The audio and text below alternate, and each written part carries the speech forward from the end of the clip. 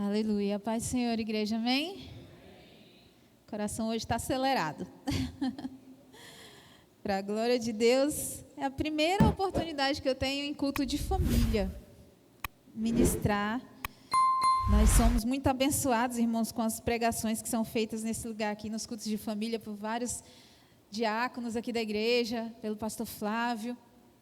E é uma responsabilidade, né, que eu ainda não tinha tido, de trazer uma mensagem num culto de família. Já havia ministrado um culto de casais, seria eu e o Eduardo na época, mas ele ficou doente e eu acabei ministrando sozinha. Mas no culto de família, para toda a igreja, é a primeira vez. E eu louvo a Deus por isso, irmãos, porque às vezes o Senhor fala conosco, mas a gente não dá muito ouvido, né? Há muito tempo o Senhor já tinha colocado uma mensagem no meu coração, mas eu achava que eu nunca ia ministrar em culto de família, eu achava que esse dia não ia chegar. E quando o pastor me chamou, eu falei, pastor, é um desafio, né? E vamos lá, vou pedir a Deus a palavra. E o Senhor confirmou essa palavra no meu coração, que já estava lá há anos, na verdade, né? E antes da gente ir diretamente para essa palavra, eu queria falar algumas coisas aqui com relação a isso. Essa mensagem que eu vou trazer hoje, irmãos, o Senhor começou a ministrar no meu coração em 2020, na época ali um pouco antes da pandemia. Um pouco antes da pandemia. Então, vocês veem que de lá para cá tem um chãozinho, né? Que essa mensagem ficou ali dentro, guardada e sendo ativada dentro do meu coração. Quando a gente for para o texto, vocês vão entender o porquê. Mas eu queria, antes de iniciar, agradecer mais uma vez a Deus pela oportunidade, pelo pastor Flávio ter me convidado para trazer e compartilhar essa mensagem. Obrigada, Marcelo. E louvar a Deus porque quando a gente tem algo muito latente no nosso coração, a gente se torna um pouco mais fácil de falar sobre aquilo, mas eu não digo totalmente fácil, porque a gente relembra muitas coisas que passaram, muitas coisas que a gente enfrentou, que hoje são testemunho para a glória de Deus, mas que a gente vê como o Senhor é bom, né? Como o Senhor é bom, quando Ele começou a falar comigo lá em 2020, e hoje, em 2024, eu vou estar falando um pouco sobre essa mensagem. Então, eu louvo a Deus por essa oportunidade. Para quem não me conhece, eu sei que domingo é um dia que tem visitantes, então eu vou começar falando um pouquinho de mim, me apresentando, mas tudo para a glória de Deus, porque se fosse uma quinta-feira não precisava, mas no domingo, né? Meu nome é Esther, o pastor já falou, sou diaconisa aqui da igreja. Eu sirvo ao Senhor já há mais de 20 anos. Eu conheço o Senhor desde pequena, fui criada no Evangelho, e até os meus 20 anos eu conhecia o Senhor de ouvir falar, né? Como o Jó. E depois dos 20 anos, eu conheci de fato o Senhor como Ele é, e Ele se revelou para mim, e Ele transformou minha vida por completo, e já fazem 20 anos que eu sirvo ao Senhor. Então, daí vocês sabem que eu tenho mais de 40, né? E para a glória de Deus, irmãos, assim, Deus tem nos permitido passar muitas experiências com o Senhor, que ajudam também a ajudar outras pessoas, né? E por que eu estou dizendo isso? Eu, na minha adolescência, eu me afastei do Senhor, engravidei com 15 anos, passei um período afastada dos caminhos do Senhor e voltei aos 20 anos. Eu era uma pessoa que eu achava que eu não ia constituir família, devido ao que aconteceu comigo muito cedo. Eu achava que eu ia ser mãe solteira para o resto da vida. Eu achava que só ia ter namorados e nunca ia firmar um compromisso com ninguém. Mas Deus tinha uma promessa na minha vida. E Ele cumpriu essa promessa. E o meu esposo está aqui, é diácono também, líder da escola bíblica, o Eduardo. Veio aqui para receber as bênçãos do aniversário. E ele já foi um presente, uma promessa de Deus cumprida na minha vida. E a minha filha também é uma promessa de Deus na minha vida.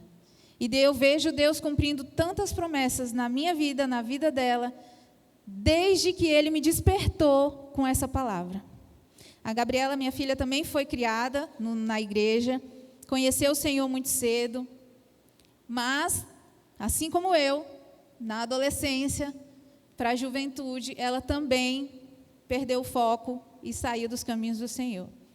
E ela saiu de casa muito cedo, ela já sempre foi muito independente, então, na adolescência, ela rapidamente queria sair de casa, e saiu de casa e foi viver a vida dela. Nós abençoamos, ela foi, e nós achávamos que estava tudo bem, porque quando ela saiu de casa, ela ainda servia ao Senhor. Mas passou-se anos, passou-se muitas coisas, muitas tribulações, e a gente achando que estava tudo bem. Mas quando foi em 2020, o Senhor me despertou através de um sonho. E não foi um sonho normal, não foi um sonho comum. Foi um sonho muito, muito impactante mesmo. Um sonho que, para mim, foi extremamente real, parecia muito real. E eu creio que quem já teve esse tipo de experiência com o Senhor sabe o quanto é real. O seu cérebro não identifica aquilo como um sonho, sabe que é real. É uma visão real. E aí, naquele sonho, irmãos, o que acontecia? Foi antes da pandemia. Eu estava vivendo normal, nossa vida está normal aqui, servindo ao Senhor, achando que ela estava bem, porque a gente tinha contato, a gente orava por ela, mas a gente não tinha aquela ligação tão próxima quando ela morava com a gente. E aí o Senhor me deu um sonho do arrebatamento, em 2020. E nesse sonho, eu via o momento exato do arrebatamento, as pessoas subindo como flashes de luz. E nesse momento que eu começava a ver as pessoas subindo, no meu coração me dava um temor muito grande, uma aflição muito grande, e eu procurava, cadê a Gabriela? No sonho, cadê ela? E quando eu olhava para o lado, ela estava do meu lado, e eu pegava no braço dela assim, você sobe comigo. E eu fazia isso. E acordei. E aí Deus começou a me despertar, porque eu orava por ela, nós orávamos por ela, nós amamos ela.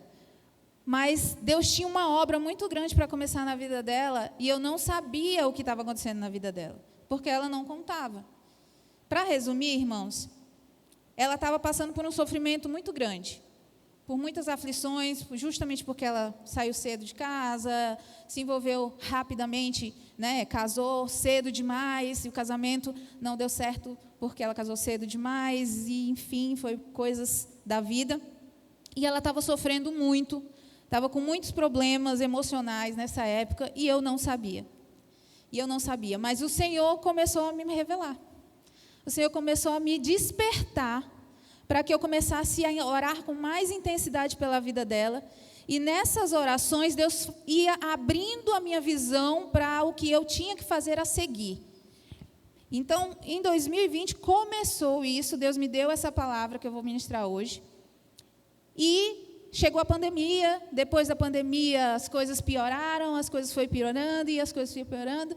Mas o Senhor, em todo o tempo, me mostrando. O Senhor me dava muitos sonhos, me dava muitas visões e mostrava, está acontecendo isso, está acontecendo isso. Ore por isso, ore por aquilo. Jejue esse período, jejue aquele período. E eu comecei a seguir o direcionamento do Senhor. E eu comecei a colocar o clamor assim intenso pela vida dela, que eu achava que não necessitava, mas necessitava sim. E aí eu comecei, e o Senhor me levou por vários momentos de consagração, por vários momentos de jejum, por vários momentos de lutas que eu enfrentei, de batalhas espirituais, porque, irmãos, quando a gente se levanta por uma causa, o inferno inteiro se levanta contra. Uma vida para o Senhor é preciosa demais. E o inferno se levantou durante esses anos todos para barrar a volta dela para os caminhos do Senhor. Resumindo, para a glória de Deus, o Senhor fez uma obra muito grande. Ela se reconciliou. Hoje ela mora em outro estado. Deus tem abençoado demais a vida dela, restaurado suas emoções, prosperado seus caminhos. Deus tem feito coisas lindas para a glória de Deus, mas a obra ainda continua, amém? Ainda continua e vai continuar até Jesus voltar. Mas não foi fácil. E é por isso que eu queria começar hoje falando sobre isso, por quê? Porque culto de família, a gente vai entrar muito nisso. Quantas vezes a gente realmente coloca as nossas famílias no altar do Senhor, né? Quantas vezes a gente coloca a nossa família realmente como um propósito de oração, como um propósito de jejum e etc. Tudo isso a gente vai falar hoje. Então, eu queria que vocês abrissem no livro de Malaquias. É o último livro do Antigo Testamento. E Malaquias é interessante, irmãos, porque é um livro que é muito conhecido por falar de dízimo, né? É a primeira coisa que as pessoas lembram quando vai falar de Malaquias, o profeta Malaquias, é sobre os dízimos e as ofertas, porque Deus pergunta para eles por que eles estavam, né, roubando ao Senhor nesse sentido. Mas nesse último capítulo, o profeta Malaquias ele vai falar algo extremamente importante. Aqui, irmãos, foi o último livro escrito no Antigo Testamento. Depois desse livro, Deus ficou 400 anos sem falar nada. Absolutamente nada com o povo. 400 anos calado. E o mais interessante é que o texto que a gente vai ler, especificamente o último versículo do último capítulo do Antigo Testamento, fala sobre família. E a gente vai ler a partir do versículo 1. Amém? Vou acompanhar com vocês aqui.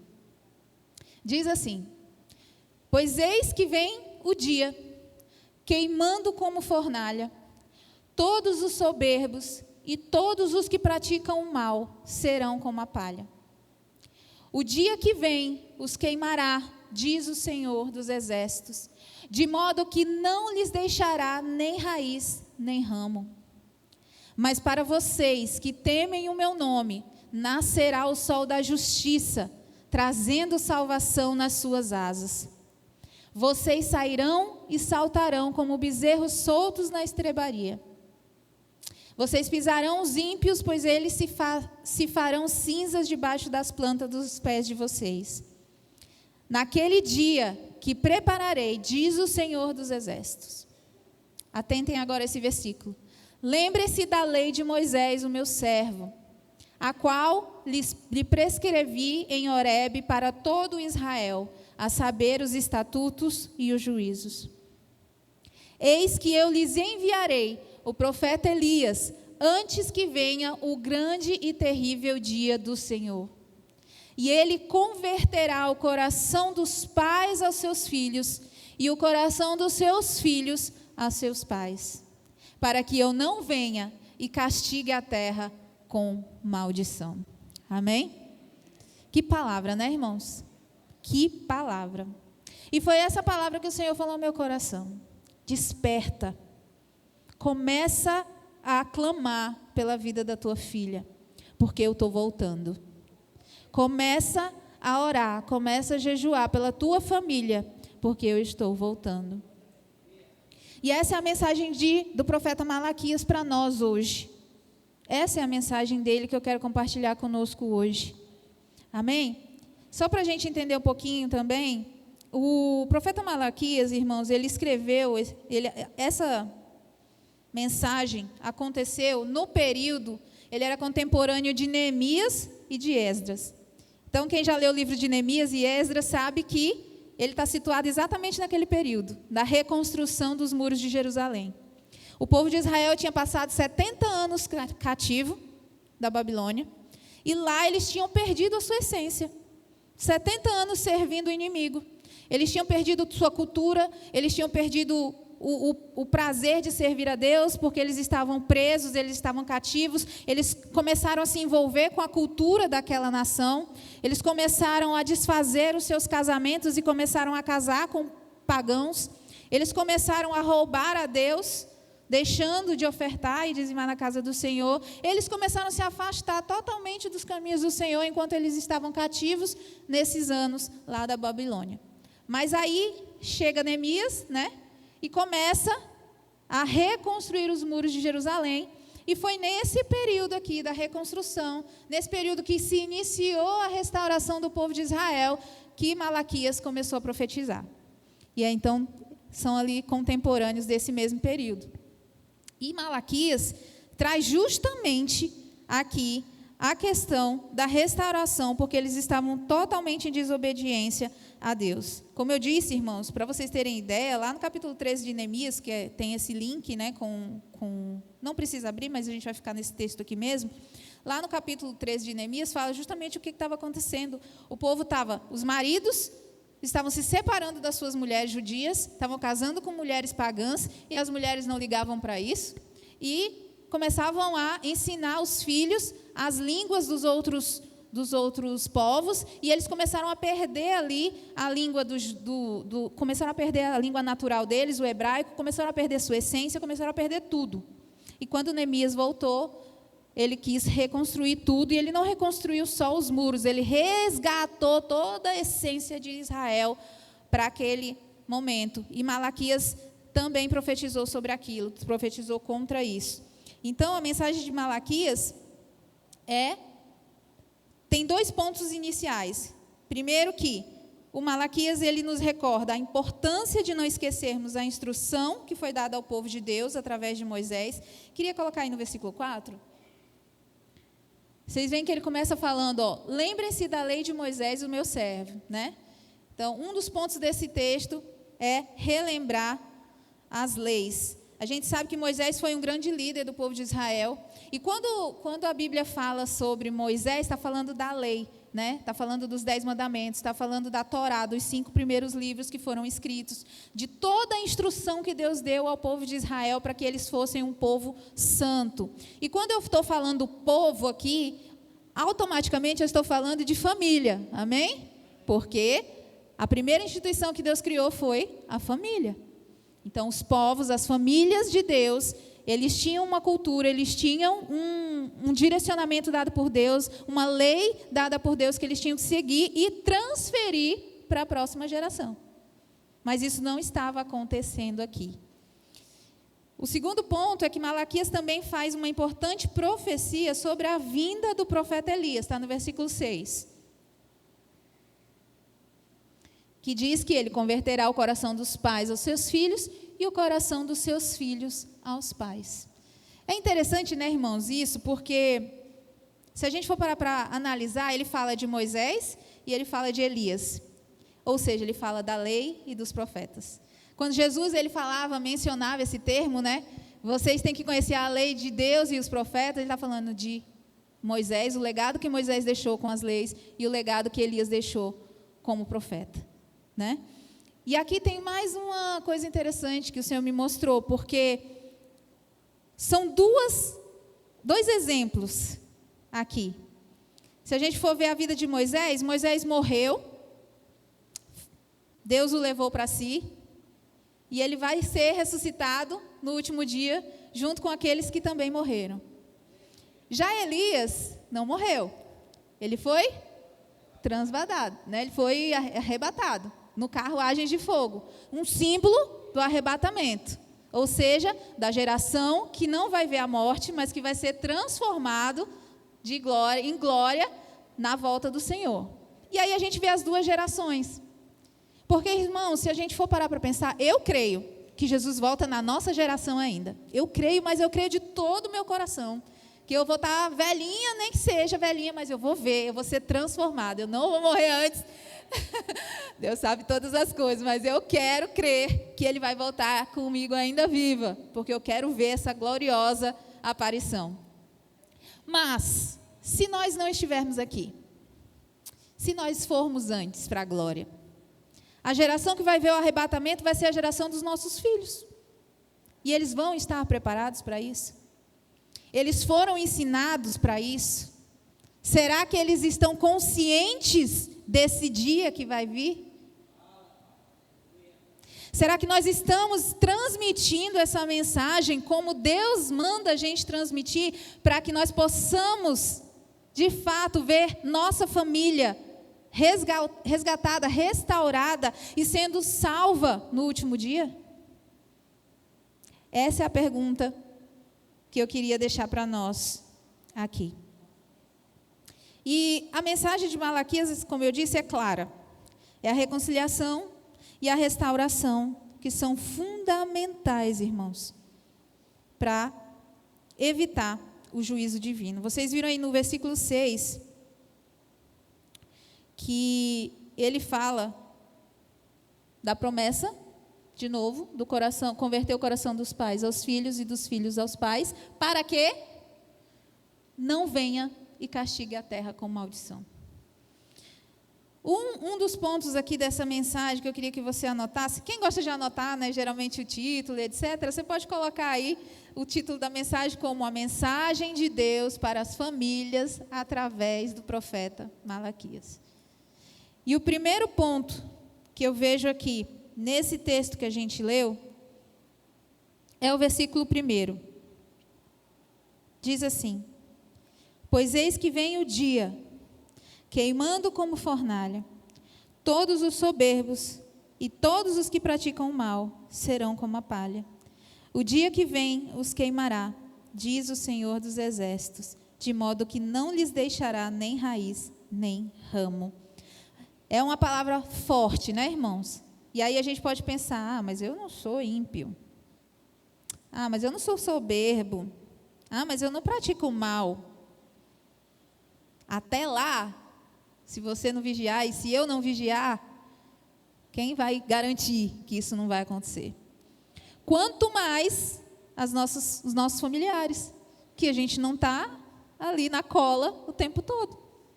Quanto mais os nossos filhos, que muitas vezes estão distantes. Uma das coisas que depois que Deus trabalhou muito na minha vida e na vida da Gabriela, foi esse ponto, de converter o meu coração ao dela e o dela ao nosso. A gente precisou passar um período de reconexão com ela. Porque o inimigo ele tinha mentido tanto na cabeça dela, tinha mentido tanto, irmãos, que ela se sentia rejeitada. Embora a gente demonstrasse todo o amor do mundo. Embora a gente mostrasse para ela que ela podia voltar quando ela quisesse. Se ela estivesse sofrendo, ela podia se abrir.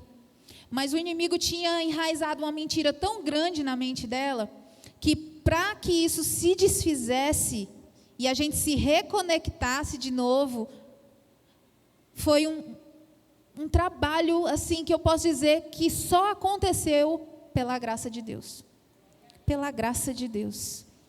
O Senhor nos ensinou tanto em 2 anos de reconexão com ela, mais ou menos 1 ano, né, que a gente teve assim mais próximo, mas de 2020 até 2023 foram anos que eu passei orando, mas no último ano de 2023 foi que a gente se reconectou total.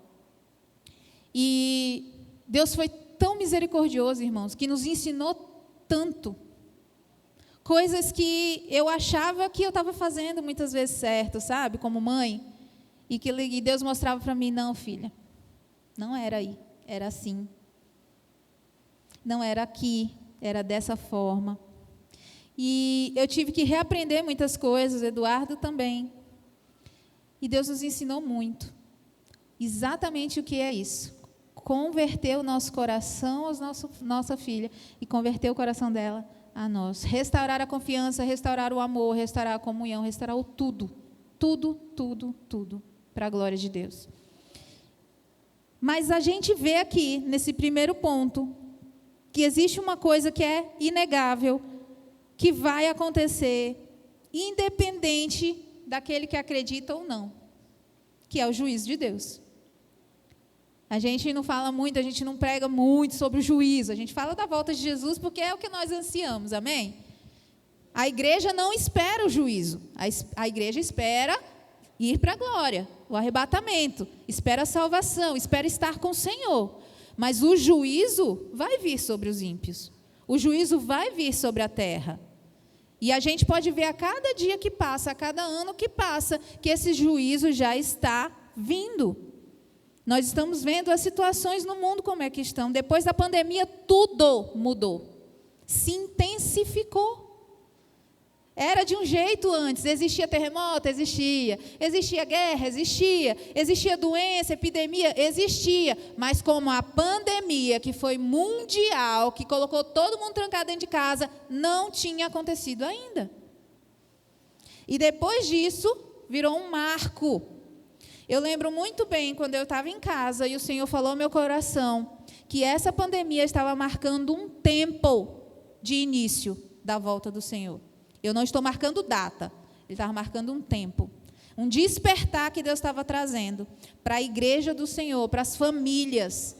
Porque o tempo está próximo, irmãos. E depois disso, quanta coisa aconteceu?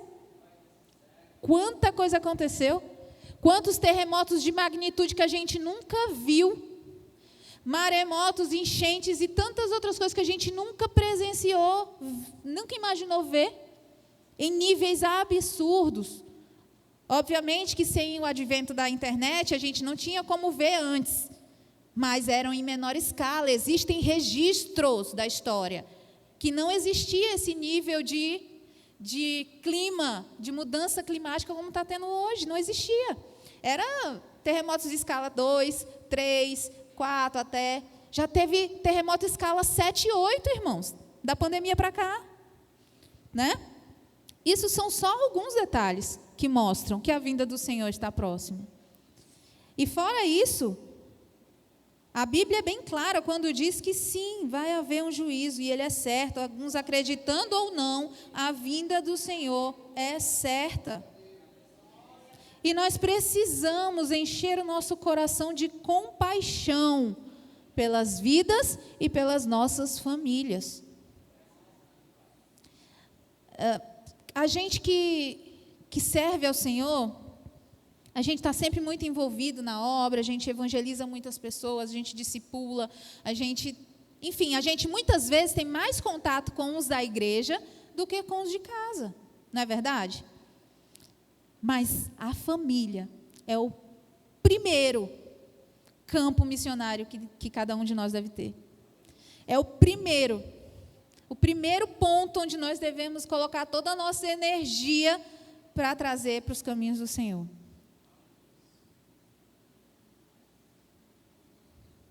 Eu não digo que a minha família é perfeita, tá, irmãos? Minha família não é perfeita. Mas nós buscamos estar sempre buscando a perfeição no Senhor, porque Ele é perfeito. Ele nos ajuda a ser perfeitos. E nós erramos. Nós discutimos. Mas eu gosto sempre de enfatizar para vocês, é possível ter uma família abençoada, uma família em paz, uma família que não vive debaixo de briga, de confusão. É possível. E eu digo isso por experiência própria. Porque para a glória de Deus, o esposo que Deus me deu, Deus me fez mudar totalmente quem eu era. Ele me ajudou demais. E hoje eu olho para trás e ele também já mudou tanto. Nós temos quantos anos de casado? 16, 17? Nem lembro, gente, mais.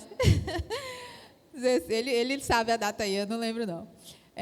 Mas assim, de lá para cá, tanta coisa mudou, mas uma coisa sempre permaneceu, irmãos, que foi não ter gritaria dentro da nossa casa e discussões. Deus nos dá essa sabedoria. Deus nos dá essa sabedoria. E quando a coisa começa a esquentar, um dos dois corta logo. Corta logo. E eu não estou falando isso aqui para me gloriar, não. É porque o Senhor nos tratou. O Senhor nos fez entender que Ele é o dono do nosso lar, Ele está habitando dentro do nosso lar, e nós não podemos entristecê-lo. Então, nós vigiamos, nós seguramos muitas vezes, divergimos muitas vezes, mas também cedemos muitas vezes. Então, é por isso que dá certo, né? Mas o Senhor é bom. Então, um dos campos missionários que a gente precisa realmente focar e ter esse temor de saber que o dia do Senhor vem para os soberbos, os que praticam mal. Ele vem. E muitas vezes as famílias estão nesses ciclos aqui e acham que não estão.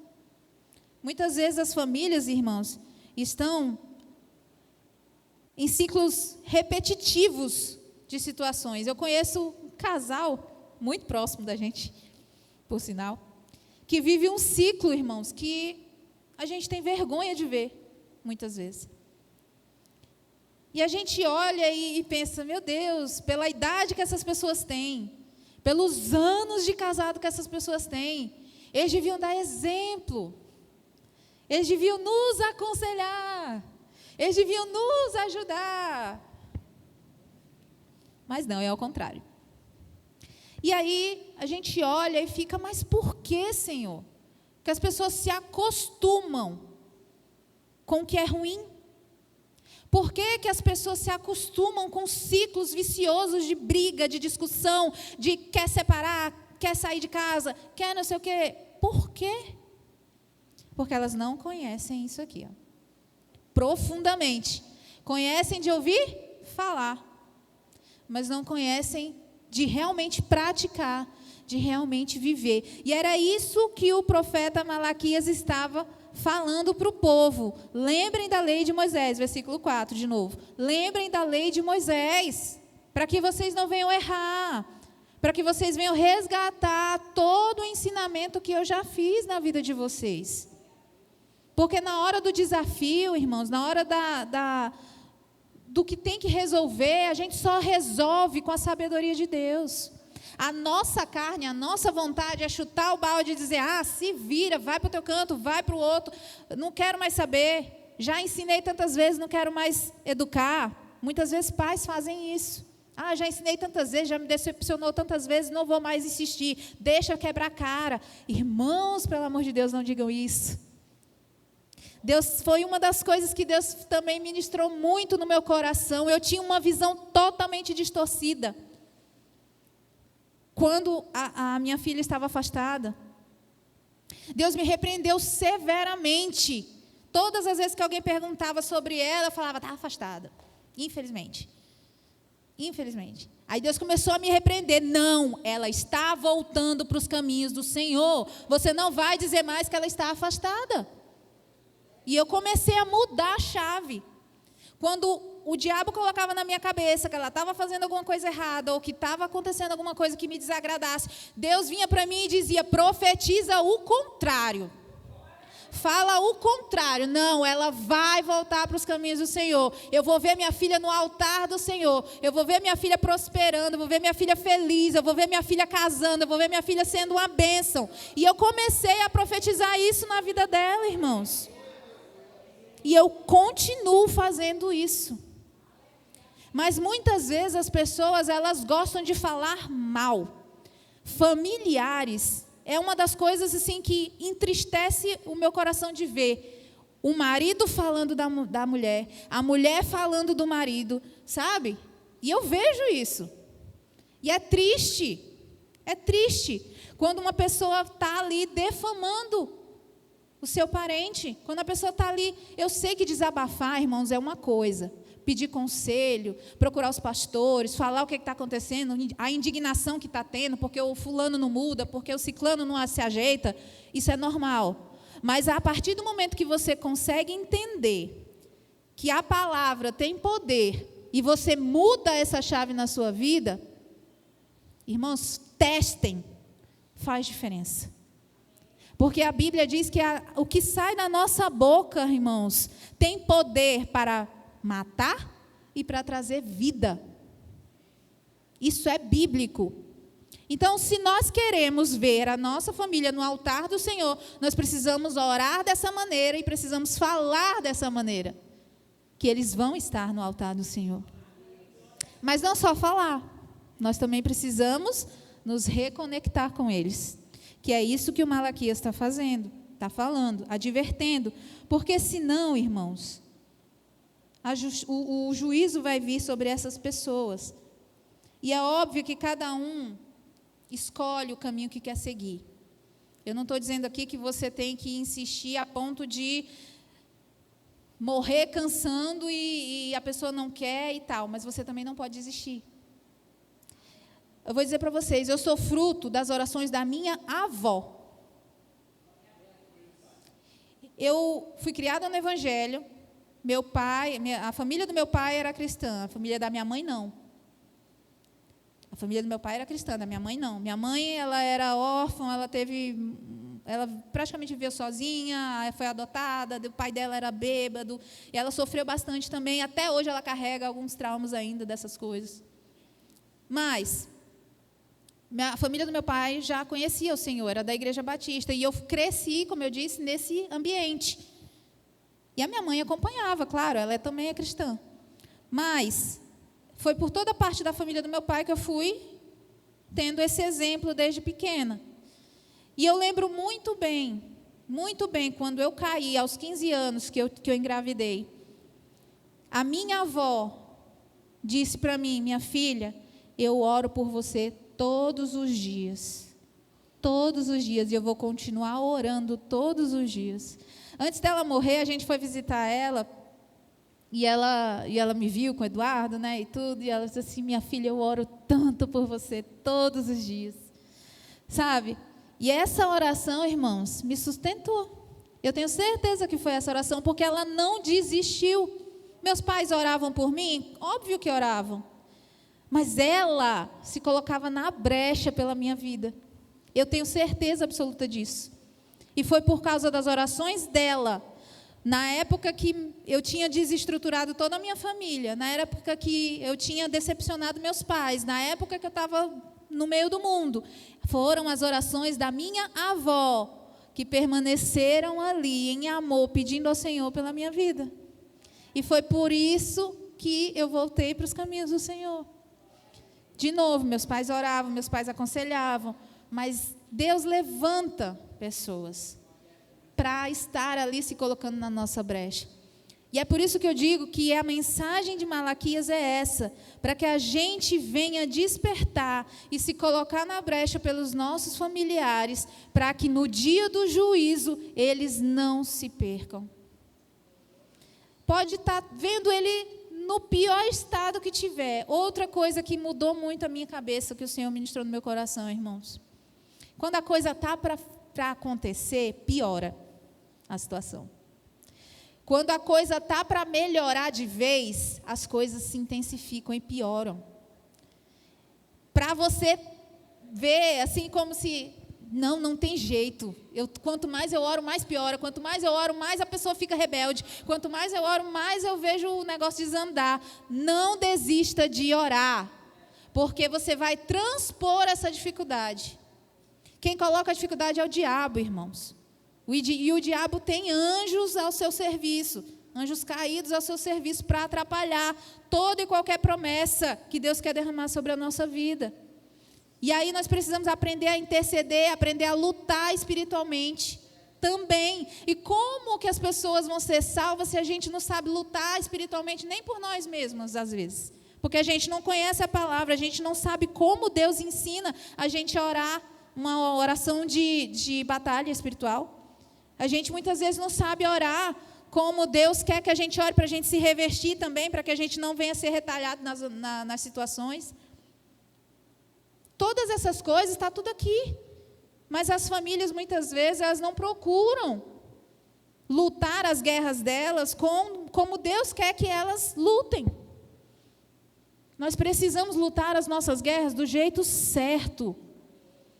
O apóstolo Paulo falava que as armas das nossas milícias não são carnais, mas elas são poderosas em Deus para destruir fortalezas, sofismas e todo engano. São espirituais. A armadura de Deus, que ele fala em Efésios capítulo 6, é espiritual. A nossa luta não é contra carne nem sangue, mas contra potestades, principados, dominadores das trevas desse mundo tenebroso, irmãos.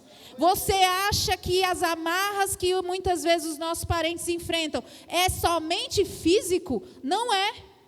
Começa no espiritual. E se nós não usarmos a nossa autoridade em Cristo para quebrar essas correntes, eles vão continuar nos mesmos ciclos. Eles vão continuar rumo ao inferno e sem nós podermos fazer nada. De novo, a opção é de cada um, obviamente, mas nós podemos orar para que Deus quebre as escamas. Essa era a minha oração. Lá no capítulo 1 de Efésios e no capítulo 1 de Colossenses, eu te convido a anotar e ler em casa depois. É a oração que eu repetidamente orava em voz alta pela vida da Gabriela e continuo orando. Efésios capítulo 1 e Colossenses capítulo 1.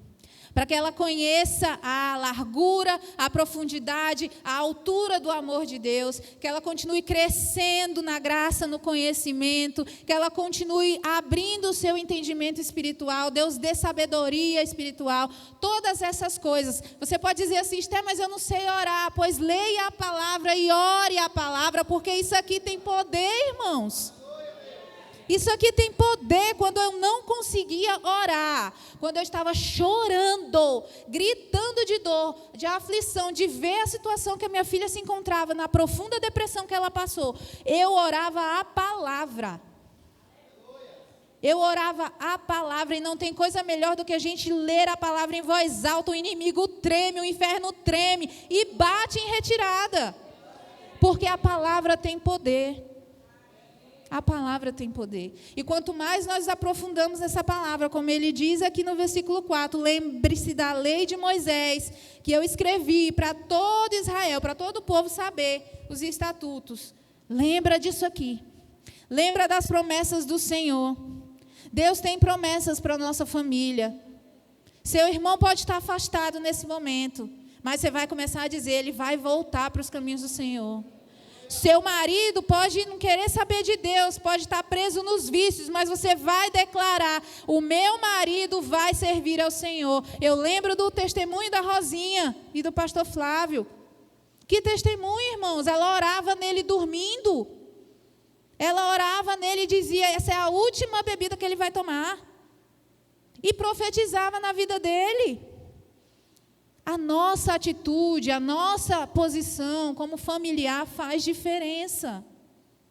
E eu vou dizer para vocês, Deus começou a agir quando eu comecei de fato a sentir a dor de saber que se eu não fizesse alguma coisa, ela ia para o inferno. E eu comecei a clamar realmente, pedir a Deus uma transformação. Do jeito que Deus fez comigo, do jeito que meu Deus me transformou. Eu disse, eu não quero ver o ciclo se repetir na minha família. Eu não acredito em maldição hereditária, eu não aceito esse tipo de coisa. Toda maldição foi quebrada em Cristo Jesus. Amém? Você pode aplaudir ao Senhor por isso? Aleluia, Deus. Porque, irmãos, é isso que acontece muitas vezes. É ou não é? A psicologia sabe disso. Os mesmos erros se repetem na família. O filho, por mais que você instrua a pessoa e diga para ela não seguir aquele caminho, em algum momento ele vai ser conduzido àquilo. E o inimigo sabe aonde é o ponto fraco daquela família. Se é um vício, se é uma área mental, se é alguma coisa, ele sabe. E ele vai atacar bem ali, para aquilo se repetir no seu filho, se repetir no seu neto e por daí por diante. Mas em Cristo nós quebramos esse ciclo. É só em Jesus que nós quebramos esse ciclo, amém?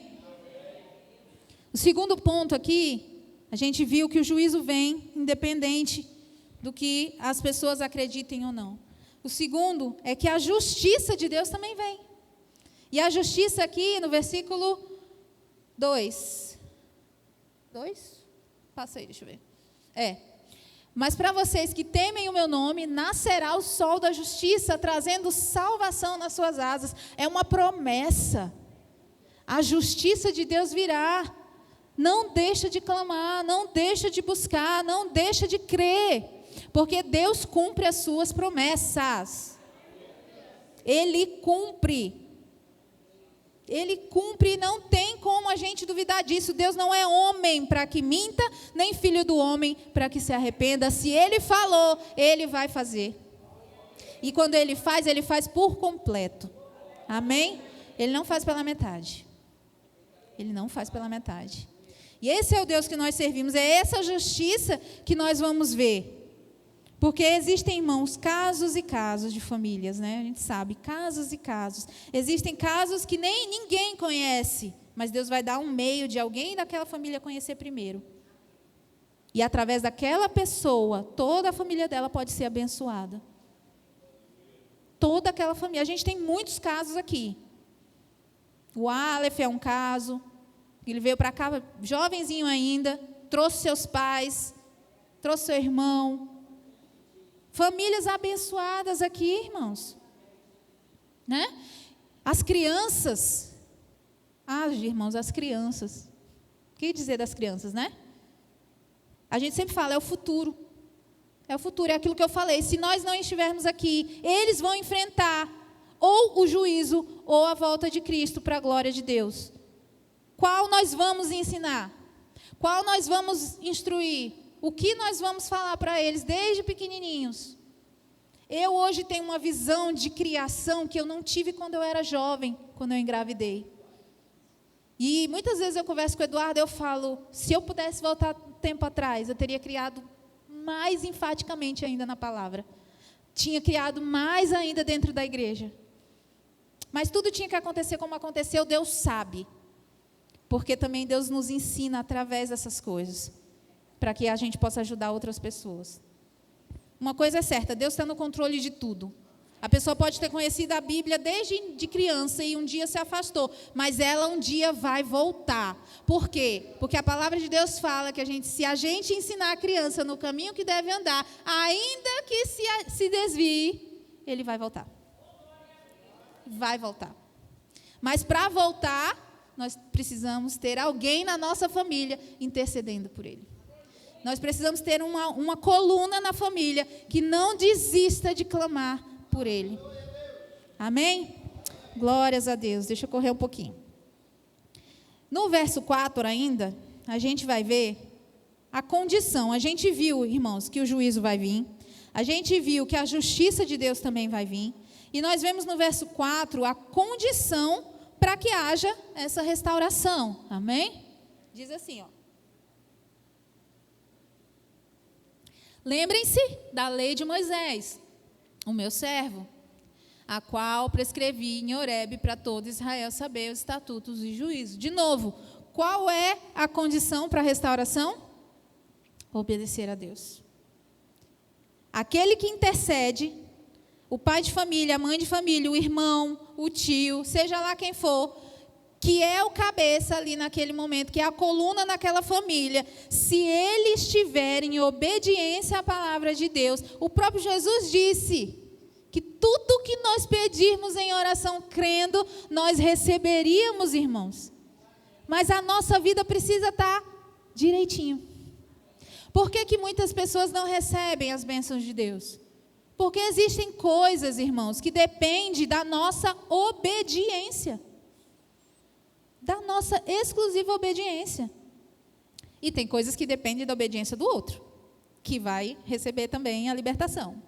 Mas, de novo, para que aquela pessoa abra os olhos, para que aquelas escamas caiam, para que as castas de demônios muitas vezes saiam, um precisa jejuar, outro precisa interceder.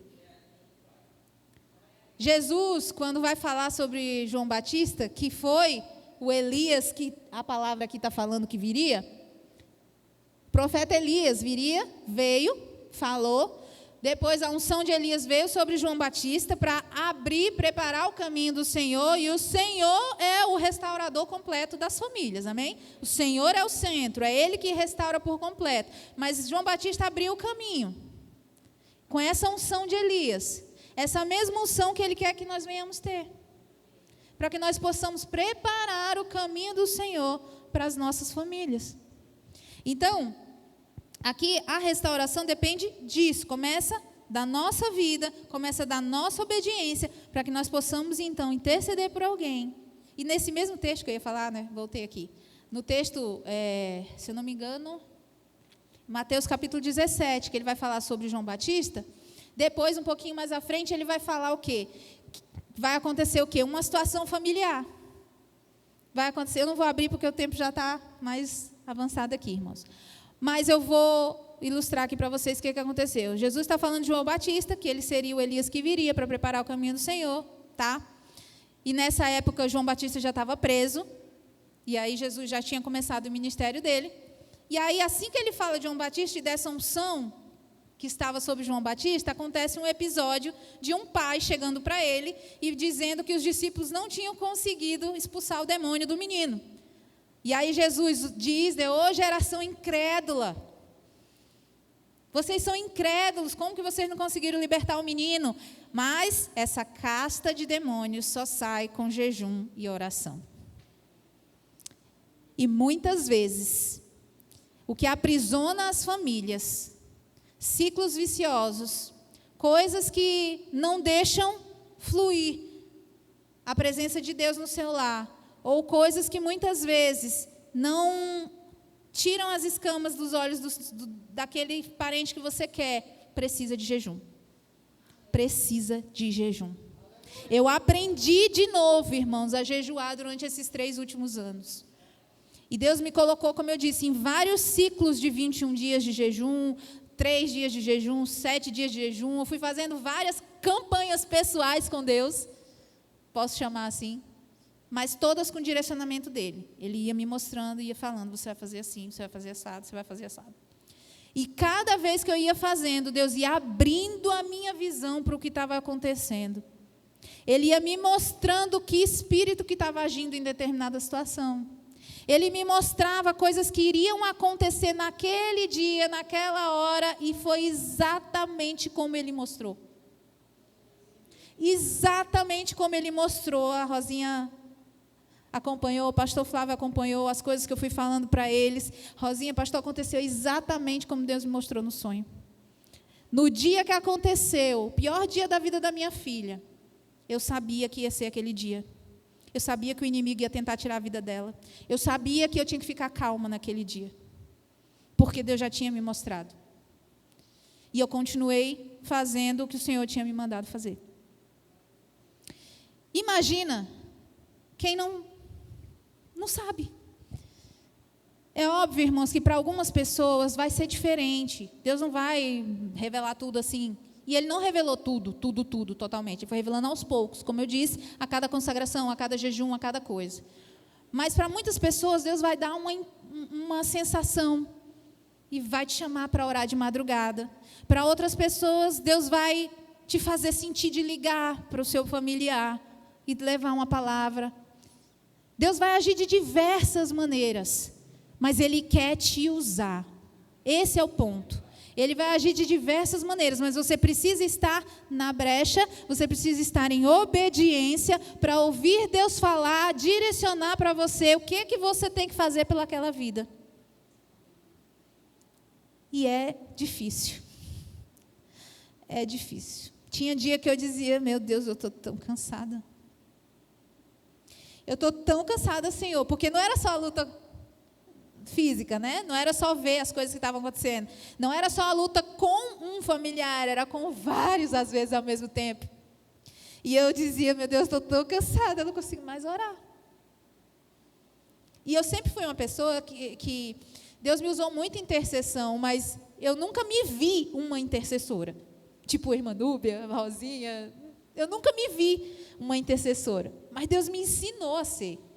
Porque eu precisei, irmãos. Porque eu precisei. E aí, cada vez que acontecia uma coisa, e o Senhor me colocava para orar de novo, mais e mais e mais e mais. E fui aprendendo. E fui aprendendo. Então, hoje, quando o inimigo se levanta mesmo, não tem mais jeito, não. Sai agora, que eu não aceito, não. Sai agora. Ele vai esperar uma brecha, irmãos, para quando a gente está doente, é quando ele vem, quer desanimar. Ou quando acontece uma situação que você acha que não vai ter mais jeito, ele vai lá, quer desanimar. Mas é a gente que precisa se posicionar em Deus, na autoridade de Jesus e dizer, Satanás, aqui, não. Na minha casa, não. Porque o nosso lar pertence ao Senhor. Amém? Esses dias foi uma amiga minha na minha casa me ajudar no trabalho, e ela tem o dom de visão aberta. Ela é cristã também, da Assembleia do Fogo. E a gente conversando e tal, ela contando as experiências dela. Quando ela saiu, quando ela ia se despedir de mim, ela disse assim, Esté, tua casa tem uma paz de Deus, assim, uma coisa maravilhosa. Se eu pudesse, eu vinha te ajudar todo dia. Mas ela não pode, porque ela trabalha fora. E eu fiquei com dó, porque eu queria que ela me ajudasse. Mas assim, Esté, tem uma paz na tua casa. Irmãos, fisicamente, a minha casa essa semana está uma bagunça por causa de construção. Está uma sujeira só, uma bagunça. Mas a paz de Deus está lá. Está lá, para a glória de Deus. Então é isso que nós precisamos. Amém? É isso que nós precisamos. Então, a condição para nós vermos a restauração nas nossas famílias é nós estarmos em obediência ao Senhor, é nós não desistirmos e nós permanecemos aprendendo as palavras do Senhor, aprendendo a lutar conforme Deus ensina, conforme Ele nos orienta na sua palavra. O ponto 4, para a gente já ir indo para a conclusão. A obra completa, Ele vai fazer, amém? Para a salvação. Esse é o ponto-chave da mensagem, está aí no versículo 5, no versículo 6. Ele converterá, quando vier esse Espírito, essa unção de Deus sobre a sua vida, que já existe, que já veio, que está em Jesus, essa unção, quando ela estiver sobre a sua vida, o Senhor vai converter o seu coração ao coração do seu filho, o coração do seu filho ao seu coração de novo, vai converter o coração do seu esposo para você de novo, o seu coração para o seu esposo de novo. Em nome de Jesus, irmãos. A gente precisa reconectar as nossas famílias para que a gente possa ter abertura para falar de Jesus, para ter abertura para que Deus ministre nos nossos corações. E nós somos a ponte, essa ligação que Deus quer fazer entre a nossa geração e a próxima. Nós vimos aqui os exemplos de Moisés e Elias. Muitos de nós temos a palavra já, nós temos a lei no nosso coração. Mas aqueles que vão ficar, ou que são da próxima geração, precisam ter também. E a gente precisa transferir essa unção, a gente precisa transferir esse conhecimento. Sabe como que algumas civilizações se encerram, se acabam, como que uma cultura se perde, como que os preceitos muitas vezes não continuam em determinados grupos. Eu vou ler aqui, que eu até anotei. Existem alguns fatores, externos, que faz uma civilização acabar. E aqui eu quero que você troque civilização por família, tá? Para você ter esse entendimento. Porque civilizações existem por várias famílias, amém? Povos existem por várias famílias. O povo de Deus existe constituído de várias famílias. Alguns dos fatores externos que a gente já viu, até que a gente comentou, são catástrofes, guerras, que podem causar rompimento nas famílias. Mas o que mais pega, irmãos, é quando o elo familiar se desfaz na comunicação interrompida. É na comunicação interrompida. Quantos filhos crescem dentro da igreja, mas quando chega na adolescência, a comunicação é barrada. Deixa de confiar muitas vezes nos pais, porque lá fora está sendo enxurrado de situações do mundo, do sistema do mundo. O choque das gerações, A gente tem visto, irmãos, para vocês terem ideia, eu fico impressionada em ver pessoas da geração passada, pessoas mais antigas, que não conseguiram permanecer nos seus valores, permanecer naquilo que já tinham aprendido depois da internet. Depois da internet, parece assim que a pessoa virou outra. Absorveu tudo que o sistema do mundo está impondo e mudou a cabeça, separou do marido, ou se virou feminista, entendeu? Essas ideologias, essas coisas que foram entrando na nossa civilização, no nosso meio, e que viraram a cabeça de pessoas que eram tão enraizadas na sua moral, na sua maneira de ser. Pessoas foram criadas com valores hoje, depois do advento da internet, mudaram a cabeça. Pessoas que serviam ao Senhor, que simplesmente se afastaram porque encheram a cabeça de tanta coisa. Então, quando a comunicação é interrompida, a transmissão de valores, de práticas, é interrompida. E aí o sistema que esse mundo tem, irmãos, nós sabemos que tenta fazer isso todos os dias com as nossas famílias, Quando a geração entra em contato com outra também, que a gente está em outra época, a gente está em outra geração, existem esses conflitos. E é difícil, eu sei que é difícil. Mas os valores que a gente não pode perder estão aqui, na palavra do Senhor. É nesse livro que os nossos valores precisam estar pautados, sempre. O mundo pode dizer 1000 coisas, mas o que Deus está dizendo? Mas lá na escola meu filho aprendeu isso, isso e isso. Você vai abrir a sua Bíblia e vai dizer, mas Deus fala assim. Mas não sei. Deus fala assim. E é assim que tem que ser. Porque aqui tem vida, lá tem morte. Aqui pode ser até difícil de seguir muitas vezes, mas o final traz vida eterna. Lá pode ser fácil, pode ser bom, gostoso, prazeroso, mas vai te conduzir para a morte. Para a morte. Eu prefiro vida. Amém? E é isso, irmãos, nós temos uma cultura do céu para passar, um reino a ensinar, um Deus único a quem nós devemos servir. Nós precisamos nos converter a Deus através de Jesus, restaurar as conexões e preparar o caminho do Senhor para as nossas famílias. Amém? Louvado seja o nome do Senhor. Eu queria chamar o Ministério de Louvor.